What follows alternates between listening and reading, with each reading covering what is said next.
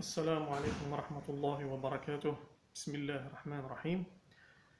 Continuons toujours avec le quatrième chapitre concernant les circuits à base de diode. Bon, dans cette vidéo, nous allons parler de la diode de Zener et le rôle de la diode dans un circuit électrique, ce qu'on appelle les circuits à diode. Donc, commençons par la diode de Zener. Diode Zener.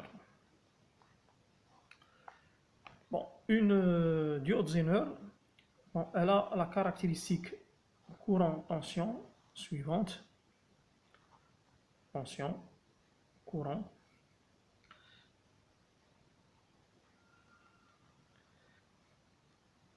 Et là, nous avons, voilà. Donc c'est une diode, plutôt la diode Zener, c'est un dipôle non linéaire, d'accord, ayant la courbe caractéristique I en fonction de la tension V suivante, d'accord, où V de Z, lorsque V de Zener est supérieur à 0, on appelle la tension de Zener de la diode, donc V de Z est supérieur à 0, d'accord, ça c'est la tension de Zener, on appelle tension de Zener, V de Z, supérieur à 0, c'est la tension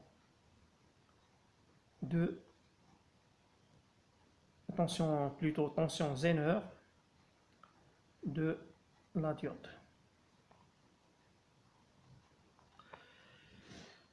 Bon, en polarisation directe, la diode Zener se comporte comme une diode à jonction, d'accord? En polarisation directe, c'est-à-dire de 0 à plus l'infini, donc elle se comporte comme une diode pareille à jonction. Bon, mais en polarisation inverse, la diode Zener est de nouveau conductrice pour une tension V, valeur absolue de V, supérieure ou égale à la valeur de Zener. Valeur de Zener, ça c'est moins Vz. Donc ça c'est lorsqu'on polarise une polarisation inverse, la diode de Zener, donc ça on appelle moins Vz. Donc on a un courant presque infini, d'accord? Donc pour V en polarisation bien sûr inverse, polarisation inverse, lorsque la valeur absolue de V est supérieure ou égale à Vz, c'est-à-dire que V est inférieur à moins Vz, bien sûr en négatif, donc, et cela veut dire que la valeur absolue de V est supérieure à Vz, dans ce cas, la diode Zener est de nouveau conductrice, elle est conductrice. Donc ça, c'est la particularité de la diode de Zener. C'est lorsque nous avons une tension en polarisation inverse, sa valeur absolue qui dépasse la tension de Zener, donc cette diode devient conductrice. De plus, quel que soit le courant I, la tension aux bornes de la diode est presque constante. Donc quel que soit le courant I, est toujours constante, c'est Vz ou moins Vz en inverse. D'où l'intérêt de la diode de Zener pour stabiliser une tension, par exemple. Pour stabiliser une tension, donc, il suffit de mettre une diode de Zener et cela nous permet donc de stabiliser la tension au bord de la diode Zener en polarisation inverse. Bon, une diode Zener peut être représentée par l'un des symboles suivants. Donc, on peut utiliser soit le symbole suivant pour représenter la diode de Zener. Donc ça c'est cathode et ça c'est l'anode. Bon, le courant I qui traverse la Zener et la tension V au bord de la diode Zener. On peut utiliser par exemple ce symbole-là pour indiquer qu'il s'agit bien d'une diode Zener. Ça c'est la cathode et ça c'est l'anode. Tension Vz. On peut utiliser aussi ce symbole-là.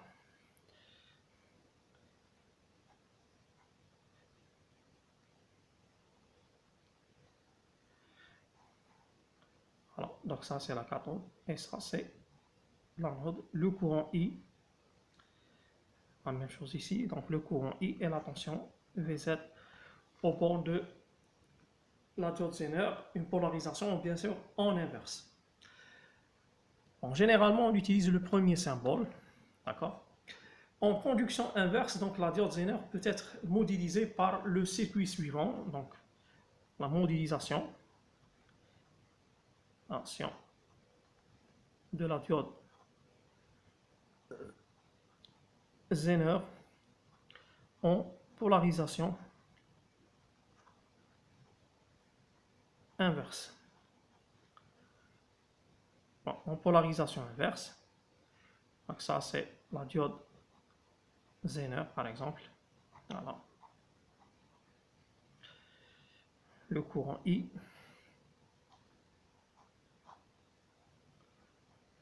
Tension Vs. Donc peut être représenté par générateur de tension de force électromotrice Vz et une résistance interne Rz. Donc le courant I, et ça c'est la tension Vz appliquée au bord de la diode. Donc elle sera appliquée au bord du générateur de tension de F1 Vz et une résistance en parallèle R de Z, qui est la résistance de Zener. Bon, Rz, bien sûr, elle est très faible parce que cette courbe-là est presque, la pente est presque, elle tend vers l'infini, donc 1 sur l'infini c'est presque 0, donc la résistance de Zener est presque 0. Bon, pour une tension inférieure à Vz, une tension, c'est-à-dire V inférieure à Vz, donc en valeur absolue, bien sûr, la diode se comporte comme un interrupteur ouvert, donc se comporte, diode Zener, la diode Zener se comporte comme un interrupteur ouvert, bien sûr, très bien. Bon, les circuits à diode maintenant, on va voir les circuits à diode. Bon, les diodes à jonction ou les diodes Zener sont utilisés pour assurer les fonctions suivantes. Bon, soit le redressement, ou bien l'écrêtage, ou enfin la stabilisation. Généralement diode Zener. Donc diode Zener utilisé pour la stabilisation. Dans ce chapitre, on présente la fonction de redressement et dans les exercices, on traite les autres applications, Inch'Allah. Bon, considérons le circuit de la figure suivante. Donc, un circuit constitué d'une résistance, d'un générateur de tension, E de T, d'une résistance R, d'une diode D et une résistance RU, une résistance de charge. Donc là, c'est le courant I circulant dans la diode. Et la tension Vs de T, c'est la tension de sortie, la tension appliquée au banc de la résistance RU. On a E de T, la tension de la source de tension, égale EM sinus oméga T. Et de résistance interne,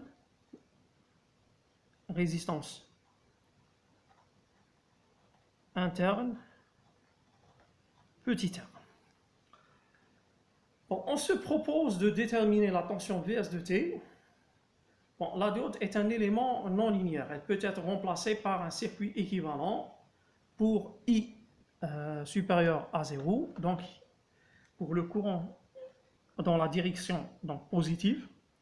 Donc, elle peut être représentée par quoi? Donc, on peut transformer ce circuit a un circuit équivalent, donc E de T, résistance R, ensuite la résistance dynamique R de D, et le générateur de tension qui est V gamma, ça c'est le courant I qui circule, I de T bien sûr, et là nous avons donc la résistance RU. Donc ça c'est le schéma équivalent d'un circuit à diode lorsqu'on attaque le circuit avec une alternance de tension positive. Donc on peut la remplacer, donc ce circuit ou bien la diode, par une source de tension V gamma qui est la tension de seuil de la diode, et RD c'est la résistance dynamique de la diode. Bon, ça c'est en polarisation bien sûr directe. Donc quel serait le courant I de T? On va écrire ici. Donc le courant I de T sera donc quoi? Donc c'est la tension E de T moins la tension V gamma. Donc E de T moins V gamma divisé par la somme des résistances en série. Bien sûr, c'est R plus RD plus RU. Donc R plus RD plus RU. Et donc Vs de T égale à quoi?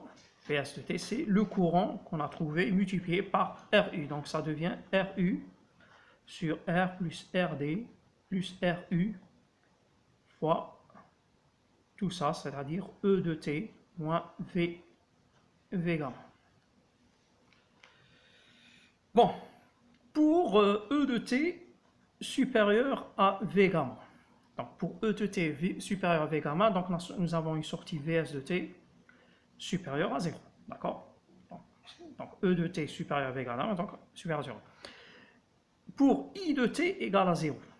Donc quand est-ce que le courant est égal et nul ou bien égal à 0? C'est-à-dire la diode dans ce cas est bloquée. Donc la diode est bloquée. Donc la diode est bloquée, c'est-à-dire elle se comporte, lorsque I égale à 0, elle se comporte, donc la diode, elle se comporte comme un circuit ouvert, comme un circuit ouvert. Et donc Vs de T égale à combien? Donc Vs de T égale à 0. Il n'y a pas de tension aux bornes de la résistance RU. D'accord? Et E de T, donc E de T, dans ce cas, est inférieur à V gamma. Donc lorsque E de T est inférieur à la tension de seuil de la diode, donc il n'y a pas passage de courant et la tension sera appliquée totalement sur la diode. Donc ce qui veut dire que la tension Vs de T de sortie qui est appliquée au bord de la résistance de charge RU est égale à 0. Parce que la tension va... Donc le circuit devient comme ça si vous voulez. Donc il devient une résistance E de T et le circuit ouvert, ensuite RU. D'accord? Bon, là c'est la diode bloquée. D'accord? Donc il n'y a pas passage de courant, donc I de T égale à 0. Parce que E de T est inférieur à la tension de seuil, donc la diode se comporte comme un circuit ouvert. Et donc Vs de T égale à 0 parce que E de T se trouve à ce niveau-là. Très bien.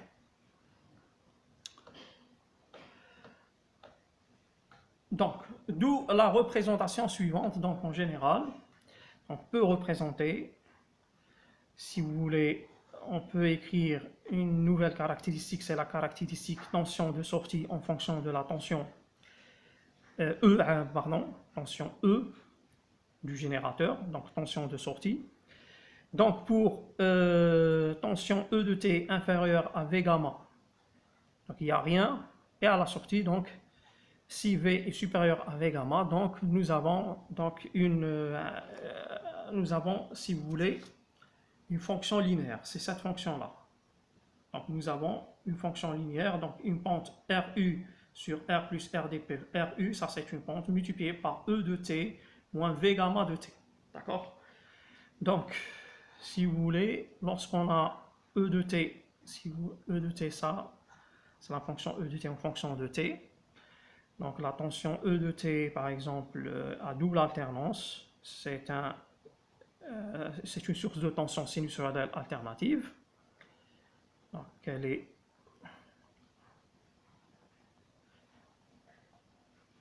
voilà, ça c'est E de t. Donc là c'est EM et moins EM.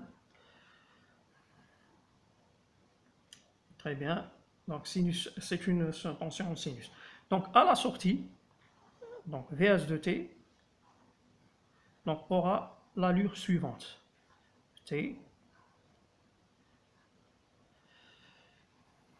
Donc là, donc nous avons donc pour tension E de t inférieure à V gamma, donc à l'instant là T1 et T2 si vous voulez.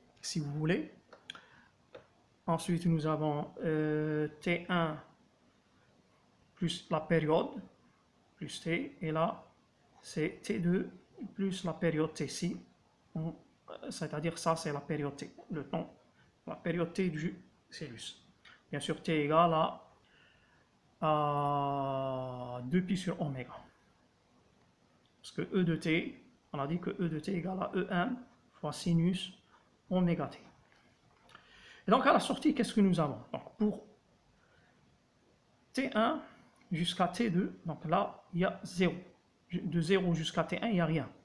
Mais à partir de V supérieur, de tension E de T supérieure à V gamma, donc nous avons quelque chose,